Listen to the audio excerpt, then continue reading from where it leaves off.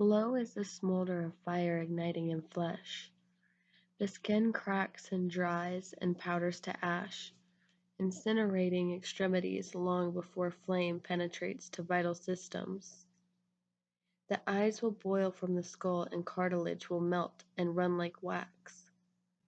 The insulated brain will be protected all the while, still cognizant of the excruciating agony. Bones will splinter next, molten marrow liquefying like hot lead before exploding in shrapnel to puncture the insides. The body will attempt to cool its essential organs by redirecting blood flow to the skin, where it will evaporate into great clouds of steaming red. Finally, the heat will become too intense, and the organs will start to swell and explode, one by one, sending supernovas of anguish through the dying victim. The onlookers thought that Grandmaster Jackie de Molay was long dead when dry words spoke out of the inferno for a final time. God knows who is wrong and has sinned. Soon a calamity will occur to those who have condemned us to death. The legend of Friday the 13th began on October 13th, 1307. The Knights Templar, a prominent Catholic military order during the Crusades, was betrayed by King Philip IV, who brought false charges against the Templar in order to seize their wealth. The Templar were arrested en masse, forced under torture to confess to blasphemous crimes against the Church.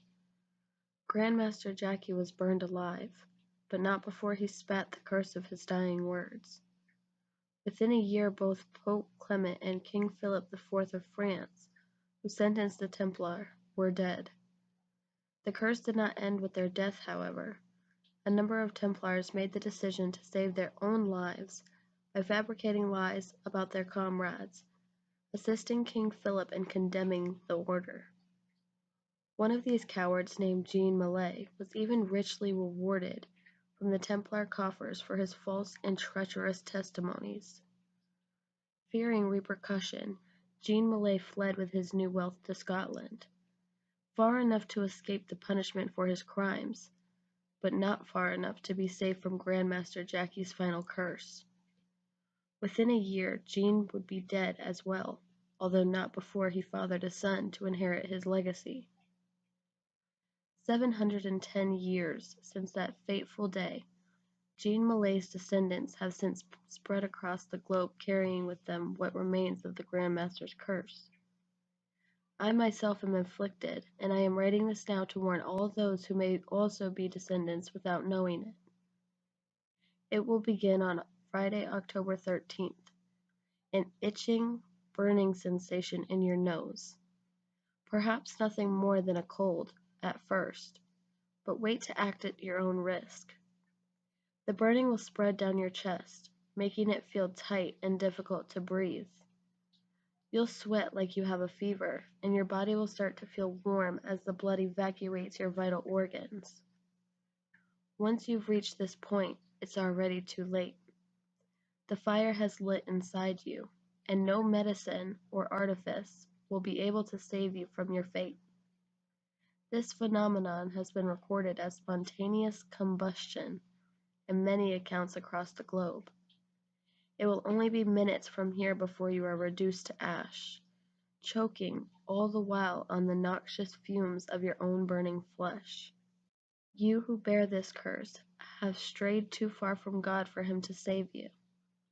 I don't want you to worry, though, because there is another who listens to the desperation of a midnight prayer. Do not concern yourself with this nature. It is enough to know that you are in need, and he has the power to help.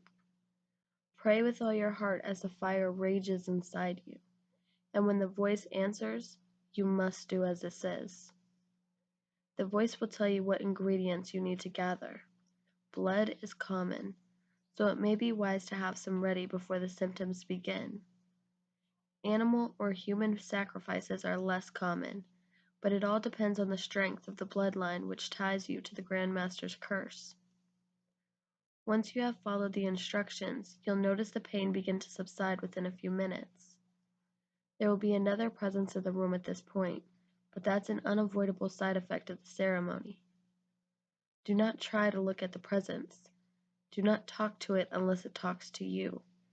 And even then, do not give it any information about yourself.